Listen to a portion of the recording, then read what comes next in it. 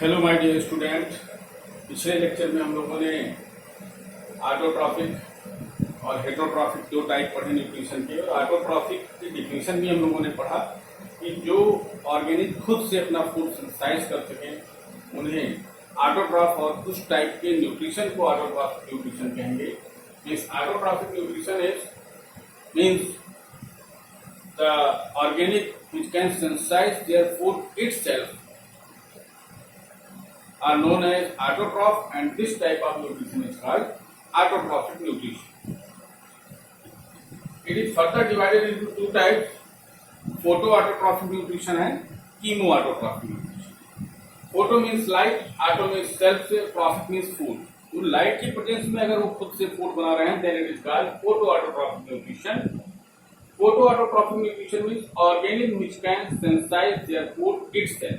खुद से वो अपना फूड बनाएं in the presence of sunlight and chlorophyll. और उसके लिए जरूरी है यहाँ पर सनलाइट और क्लोरोफिल होना by the use of CO2 and water. और ये यूज करते हैं CO2 कार्बन डाइऑक्साइड जो कि एटमॉस्फेयर से लेते हैं and water मिनरल ये सॉइल से लेते हैं, are known as photoautotroph. इन्हें फोटोसिंथेटिक भी बोलते हैं जो लाइट के प्रेजेंस में फूड को सिंथेसाइज कर सकते हैं। And this type of nutrition is called photoautotrophic nutrition. This process also known as photosynthesis, आप लोग अच्छी तरह से जानते हैं। और इसमें एग्जांपल ऑल ग्रीन प्लांट्स, जितने भी ग्रीन प्लांट्स हैं जिनमें क्लोरोफिल प्रेजेंट होगा वो सभी यहाँ पर फोटोसिंथेटिक होंगे। एल्गी भी इसी में आएगा, ग्रीन एल्गी वगैरह। एंड सम बैक्टीरिया, कुछ बैक्टीरिया भी आते हैं जो फोटोसिंथेटिक होते हैं, फोटोसिंथेसिस उनके अंदर होती है क्योंकि वो क्लोरोफिल लाइक पिगमेंट्स रखते हैं, बैक्टीरियो क्लोरोफिल, जैसे क्लोरोबियम है, तो वहां पर ये भी फोटोऑटोट्रॉफिक में आएंगे। फोटोऑटोट्रॉफिक में हम लोगों ने बात की फोटोसिंथेसिस की, जिसको डीप में पढ़ना होगा। यहाँ फोटोसिंथेसिस डीप में पूछा जाता है व्हाट इज फोटोसिंथेसिस, तो इसकी रिएक्शन भी आपको तैयार रखनी होगी। Photosynthesis is a process by which photoautotroph means green plants, जो भी ग्रीन बैक्टीरिया हैं, synthesize their food in the presence of sunlight and chlorophyll by the use of water and CO2.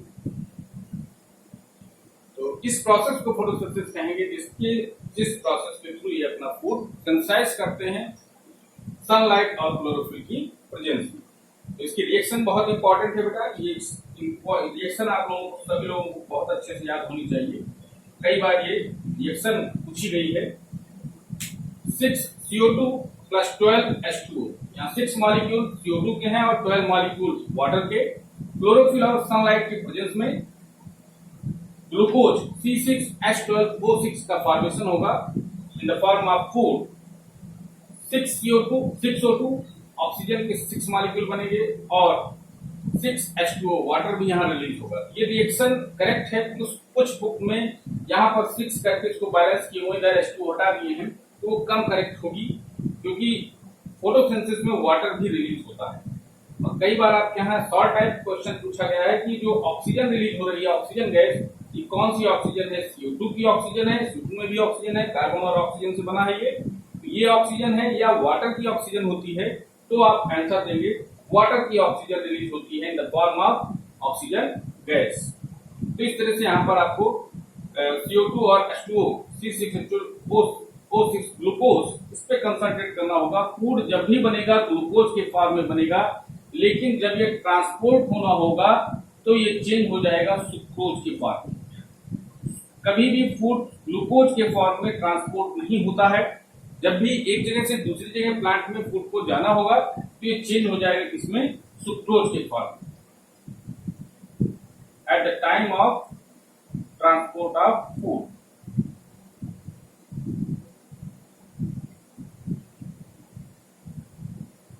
Food कभी भी ट्रांसपोर्ट ग्लूकोज के form में नहीं होगा because glucose is a reducing sugar. And sucrose के form में क्यों हो रहा है? इसका आंसर भी सुक्रोज एक नॉन रिड्यूसिंग शुगर है, इसलिए सुक्रोज के फॉर्म में ही हमेशा फूड ट्रांसफर होगा। इस तरह से यहाँ पर एक क्वेश्चन और बन जाता है कि किस फॉर्म में फूड ट्रांसपोर्ट होगा और किस फॉर्म में फूड सिंथेसाइज होगा। सिंथेसिस की बात करें तो ग्लूकोज के फॉर्म में बनेगा, लेकिन ट्रांसपोर्ट के समय ये सुक्रोज के फॉर्म में ट्रांसपोर्ट होगा। तो आइए हम लोग फोटोसिंथेसिस और डीप पे चलते हैं। टाइप स्टेप्स ऑफ फोटोसिंथेसिस, कौन कौन से स्टेप हैं इसमें वो भी आपको पढ़ना है। फोटोसिंथेसिस मेनली यहाँ 2 स्टेप करते हैं लार्ज लेवल पे बात करें तो दो स्टेप यहाँ पर लाइट रिएक्शन और डार्क रिएक्शन में होती है, तो उसको आइए आगे कवर करते हैं। स्टेप्स ऑफ फोटोसिंथेसिस, कितने स्टेप होंगे यहाँ पर, किस स्टेप से फोटोसिंथेसिस होगी, पहला स्टेप कौन होगा, सेकंड कौन होगा, थर्ड कौन होगा। तो फर्स्ट स्टेप पे आप देखेंगे फोटोसिंथेसिस की जो स्टार्टिंग होगी, सबसे पहले absorption of light energy by chlorophyll. तो फोटोसिंथेसिस में क्लोरोफिल नेसेसरी है, और क्लोरोफिल ऐसा मॉलिक्यूल है जो लाइट को एक्सेप्ट करता है, लाइट एनर्जी को लेकर के एक्साइट होगा, इलेक्ट्रॉन्स के मूवमेंट होंगे, वो आप लोग हायर क्लासेस में पढ़ेंगे। अभी आपको इतना ही जानना है, absorption of light energy by chlorophyll. Chlorophyll absorb करेगा लाइट एनर्जी या रेडिएंट एनर्जी को, और सेकेंड स्टेप पे जैसे ही एनर्जी को एब्जॉर्ब करेगा, conversion of light energy to chemical energy, वो इलेक्ट्रॉन मूवमेंट जो होंगे उससे एनर्जी निकलेगी और उस एनर्जी को केमिकल एनर्जी में ये कन्वर्ट करेगा क्लोरोफिल। तो conversion of light energy to chemical energy and splitting of water, और इसी सेकेंड स्टेप में ही देखेंगे आप कि वाटर स्प्लिट करेगा हाइड्रोजन और ऑक्सीजन में। तो वाटर मॉलिक्यूल ब्रेक हो रहे हैं हाइड्रोजन और ऑक्सीजन में। यहां आप देख रहे हैं ऑक्सीजन जो रिलीज हो रही है वाटर से रिलीज हो रही है, इस पॉइंट में क्लियर हो रहा है। जो मैंने पीछे रिएक्शन में बताया वो यहाँ पर oxygen molecule, oxygen gas release होगी कहां से, वाटर के स्प्लिटिंग से। तो दूसरा स्टेप हो गया conversion of light energy to chemical energy and splitting of water into hydrogen and oxygen. और थर्ड स्टेप पे आप देखेंगे reduction of CO2 to carbohydrates. जो कार्बन डाइऑक्साइड है वो रिड्यूस होगी in the form of carbohydrates, that means glucose. तो carbohydrate, glucose एक कार्बोहाइड्रेट है और कार्बोहाइड्रेट में ये कन्वर्ट हो जाएगा, कार्बन डाइऑक्साइड रिड्यूस हो जाएगा कार्बोहाइड्रेट। तो ये तीन स्टेप हैं, और इन तीनों स्टेप को और अगर बीच में देखें और थोड़ा इलाज करें तो यहाँ पर ये दोनों स्टेप लाइट रिएक्शन में आते हैं। लाइट रिएक्शन मींस लाइट के प्रेजेंस में होगी, ये लाइट डिपेंडेंट रिएक्शन भी कहते हैं इसको, और जो कि क्लोरोप्लास्ट के ग्रेना में होती है। तो ये क्लोरोप्लास्ट में क्लोरोफिल पाया जाता है। क्लोरोफिल पिगमेंट है जो लाइट को एब्जॉर्ब करेगा, और ये पूरी प्रोसेस कहां हो रही, फोटोसिंथेसिस होती कहां है, क्लोरोप्लास्ट में। क्लोरोप्लास्ट में थैलेकॉइड होते हैं जो ब्रेड टाइप स्ट्रक्चर है, उनके पूरे ग्रुप को ग्रेना कहते हैं। ग्रेना प्लूरल है और ग्रेना सिंगुलर है, इसको आप लोग पढ़ चुके हैं 9th में। तो ग्रेना में लाइट रिएक्शन होगी, ग्रेना में ही क्लोरोफिल पाए जाते हैं थैलेकॉइड के अंदर। ग्रेना में लाइट रिएक्शन, ये क्वेश्चन कई बार आप बोर्ड में पूछा गया है कि लाइट रिएक्शन कहां होती है, तो आप बताएंगे क्लोरोप्लास्ट के ग्रेना में। और दूसरी जो रिएक्शन है डार्क रिएक्शन, वो तीसरा स्टेप कवर करेगी। डार्क रिएक्शन की सही नाम नहीं है, डार्क रिएक्शन का सही नाम लाइट इंडिपेंडेंट रिएक्शन है। मतलब डार्क रिएक्शन के लिए लाइट नेसेसरी नहीं है, जब भी लाइट रिएक्शन होगी तो डार्क रिएक्शन होगी, चाहे लाइट हो और चाहे ना हो। तो ये लाइट पर डिपेंड नहीं है, इसका जो सही नाम है वो लाइट इंडिपेंडेंट रिएक्शन होगी। लेकिन ऐसा चलता आया है, ऐसा बुक्स में है, और यही हम लोग नाम देते हैं डार्क रिएक्शन। तो डार्क रिएक्शन से ऐसा लगता है कि ये अंधेरे में होगी, लेकिन ऐसा नहीं है, ये दिन में भी हो सकती है। जब जब लाइट रिएक्शन होगी तो उसके बाद डार्क रिएक्शन भी होगी। तो डार्क रिएक्शन का सही नाम लाइट इंडिपेंडेंट रिएक्शन, और ये कहां होती है, क्लोरोप्लास्ट के स्ट्रोमा में। स्ट्रोमा क्लोरोप्लास्ट में फ्लूइड मैट्रिक्स होता है, फ्लूइड सब्सटेंस है, उसे स्ट्रोमा कहते हैं। तो इस तरह से इतना ही आपको स्टेप्स ऑफ फोटोसिंथेसिस में तीनों स्टेप तैयार रखने होंगे, और लाइट रिएक्शन डार्क रिएक्शन कहां होती है ये भी तैयार रखना होगा। नेक्स्ट जो हम लोग टॉपिक है क्रॉस सेक्शन ऑफ लीफ, ये भी रिलेटेड है इसी से, फोटो ऑटोट्रॉफ में ही हम लोग कवर कर रहे हैं। जब फोटोसिंथेसिस पढ़ा तो लीफ का स्ट्रक्चर भी आपके यहाँ पूछा जाता है कि draw the cross section of a leaf या TS of transverse section of leaf. तो यहाँ पर स्ट्रक्चर ऑफ लीफ, तो आप केवल लीफ का स्ट्रक्चर नहीं बनाएंगे, एक्सटर्नल मॉर्फोलॉजी नहीं बनाएंगे, केवल इसको बनाकर नहीं छोड़ेंगे, गलत हो जाएगा। अगर आपसे क्रॉस सेक्शन कह रहा है, ट्रांसफर सेक्शन कह रहा है, तो आप यहाँ पर इसका ये लीफ है, तो लीफ में अगर हम थोड़ा सा इसका कट लगाएं, लीफ के बारे में थोड़ा सा देखें तो इसका जो सरफेस है लेमाइना फ्लैट सरफेस, और जो बीच में एक वेन्स गई होती है हमें दिखती है लीफ में, वो मिडरिब है, और इससे पतली पतली बहुत छोटी छोटी वेन्स निकली होती हैं। इसमें अगर बात करें मिडरिब में या वेन्स में है क्या, तो जाइलम और फ्लोएम होते हैं। जाइलम और फ्लोएम, जाइलम वाटर का ट्रांसपोर्ट करेगा और फ्लोएम फूड का। तो इस तरह से यहाँ पर ये वैस्कुलर बंडल बोले जाते हैं। Vascular bundle means xylem and phloem. इसका अगर हम क्रॉस सेक्शन देखें यहाँ पर कट करके छोटा सा सेक्शन अगर माइक्रोस्कोप में देखें तो हमें ये व्यू दिखेगा माइक्रोस्कोप। और क्रॉस सेक्शन में यही मेन डायग्राम है, इसको आपको जरूर बनाना। तो क्रॉस सेक्शन अगर पूछता है तो क्रॉस सेक्शन में अगर ऊपर और नीचे हम देख रहे हैं तो ये बैरल से सेल्स पाई जा रही हैं। These are called epidermis. जो ऊपर की तरफ होगी जैसे ये लीफ है तो जो अपर सरफेस है this is called upper epidermis. Upper epidermis की सेल्स होगी और इसके ऊपर वैक्सी कोटिंग होती है, वैक्स की लेयर होती है, वैक्सी क्यूटिकल पाई जाती है, वैक्सी क्यूटिकल की लेयर होगी जो एक्सेस वाटर लॉस को रोकेगी। ट्रांसपायरेशन में वाटर लॉस एक्सेस ना हो वहां पर ये वैक्सी कोटिंग हेल्प करेगी, इसको प्रोटेक्ट करेगी। इन्फेक्शन से भी बचाती है लीफ को। तो वैक्सी क्यूटिकल सबसे ऊपर होगी और यहाँ पर अपर एपिडर्मिस और लोअर एपिडर्मिस, नीचे की तरफ जो सेल्स मिल रही हैं ये लोअर एपिडर्मिस होंगी। यहाँ पर कोई जरूरी नहीं कि वैक्सी कोटिंग हो ही, मोनोकॉट में नहीं होती, डाइकॉट में होती है। तो वो वैक्सी कोटिंग डिपेंड करेगी किस तरह की लीफ है। और दोनों एपिडर्मिस के बीच में आप देखेंगे तो आपको मीसोफिल सेल्स पाई जाएंगी। मीसोफिल में दो तरह की सेल होती हैं। जो ये आप देख रहे हैं लंबी लंबी है, लेंथ ज्यादा है, विड्थ कम है, ये पैलिसेड सेल्स हैं। और जो स्फेरिकल हैं ये स्पॉन्जी सेल्स बोली जाती है। तो मीसोफिल सेल, मीसोफिल में आप देखो मीसो मीन्स बीच में और फिल मीन्स पत्ती। तो लीफ के बीच में जो टिश्यूज पाए जा रहे हैं उनको मीसोफिल बोलेंगे। और मीसोफिल में ये लंबी वाली सेल्स पैलिसेड और जो स्फेरिकल है ये स्पॉन्जी सेल्स कही जाएंगी। इनमें क्लोरोप्लास्ट प्रेजेंट होता है इन सेल्स में। मींस अगर आपसे पूछा जाए लीफ में क्लोरोप्लास्ट कहां होता है तो आप एपिडर्मिस में नहीं बताएंगे, कहां बताएंगे? मीसोफिल में। तो एग्जैक्ट पोजीशन क्लोरोप्लास्ट की लीफ में कहां होती है? मीसोफिल में ही पाई जाती है। यहां आप इधर देख रहे हैं लोअर एपिडर्मिस में जनरली, कभी कभी अपर में भी पाया जाता है, लेकिन ज्यादातर केसेस में आप देखोगे तो लोअर एपिडर्मिस में स्टोमेटा प्रेजेंट होते हैं। इस स्ट्रक्चर को, स्पोर को क्या कहेंगे? स्टोमेटा। और स्टोमेटा या स्टोमा भी बोलते हैं, स्टोमेटा या स्टोमा। स्टोमेटा का फॉर्मेशन जो बनाता है, स्पोर को बना रहा है, वो गॉड सेल्स बनाती हैं। गॉड सेल्स किडनी शेप होती है, बीन शेप या किडनी शेप। तो शेप भी पूछा गया, हम लोग आगे स्टोमेटा का स्ट्रक्चर आइए और डीप में पढ़ लेते हैं, भी पूछा जाता है आपके यहाँ। तो स्टोमेटा किस तरह से स्टोमेटा फॉर्मेशन हो रहा है, गॉड सेल कैसे कंट्रोल करती हैं, इसको आइए हम लोग आगे स्टोमेटा के बारे में पढ़ते हैं।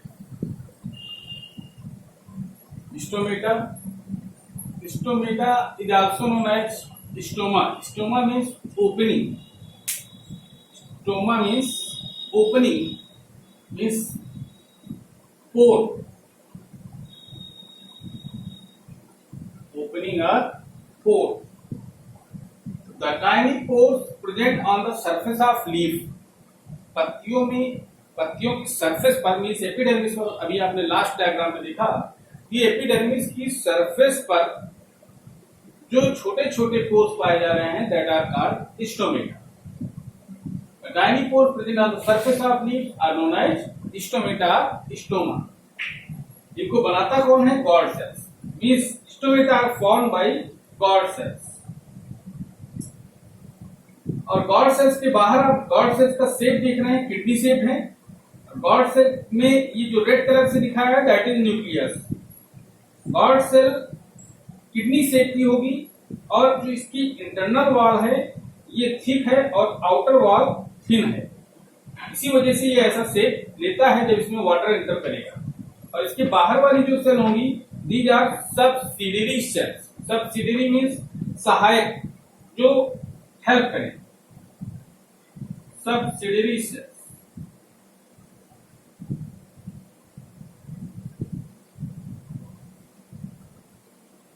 ये ओपन स्टोमेटा और ये क्लोज स्टोमेटा, इसको भी हम लोग समझते हैं। पहले इसके दो फंक्शन आप लोगों को जरूर दें, डिफिनीशन और दो फंक्शन, ये इतना तैयार करना है 10th लेवल पर। तो डिफिनीशन आप बताएंगे, the tiny pores present on the surface of leaf. present on the epidermis of the leaf is called stomata, which are surrounded by cord cells. Massive amount of gaseous exchange, इसका पहला function देखते हैं, it help in gaseous exchange. जो भी gases या O2 CO2 का exchange होता है वो इसी पोर के थ्रू होता है, स्टोमेटल पोर के थ्रू।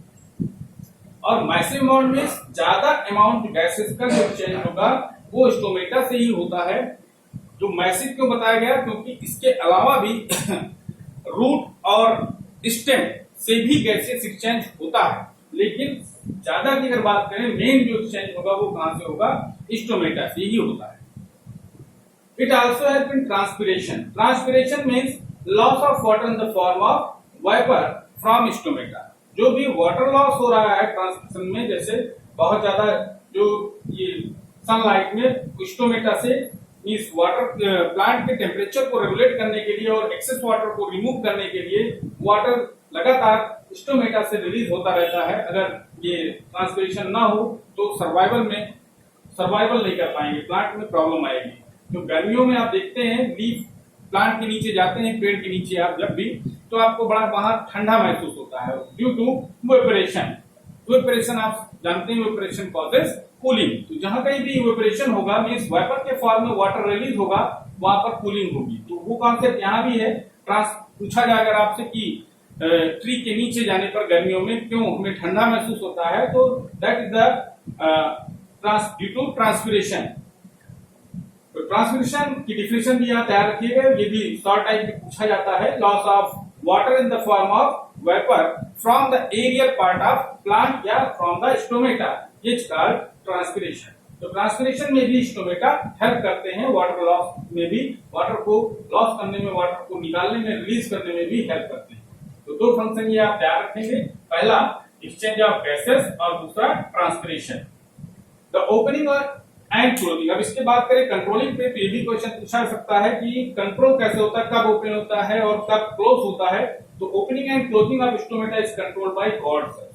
गॉड सेल्स कंट्रोल करती हैं इसकी ओपनिंग और क्लोजिंग पर। कैसे? गॉड सेल्स स्वेल्स, ये स्वेल कर जाएंगी व्हेन वाटर इंटर इट। अगर वाटर इसमें इंटर करेगा, कहां से इंटर करेगा, बगल वाली सेल से। H2O वाटर इंटर कर रहा है अगर गॉड सेल में, तो ये स्वेल कर जाएंगे। क्यों इंटर कर रहा है, इसके लिए बहुत सारी कई थ्योरी दी गई हैं। कुछ ने बताया कि दिन के समय फोटोसिंथेसिस होगी तो यहाँ पर ग्लूकोज फॉर्मेशन होने लगेगा, क्योंकि इसमें क्लोरोप्लास्ट पाए जा रहे हैं। तो कार्बोहाइड्रेट सिंथेसिस से यहाँ का कंसंट्रेशन बढ़ जाएगा और यहाँ कम होगा, तो इधर से वाटर इधर आने लगेगा अपने हाई कंसंट्रेशन से लोअर कंसंट्रेशन की तरफ। कुछ साइंटिस्ट ने पोटेशियम आयंस का भी इसमें कॉन्सेप्ट दिया है, लेकिन आपको उतना डीप में नहीं पढ़ना।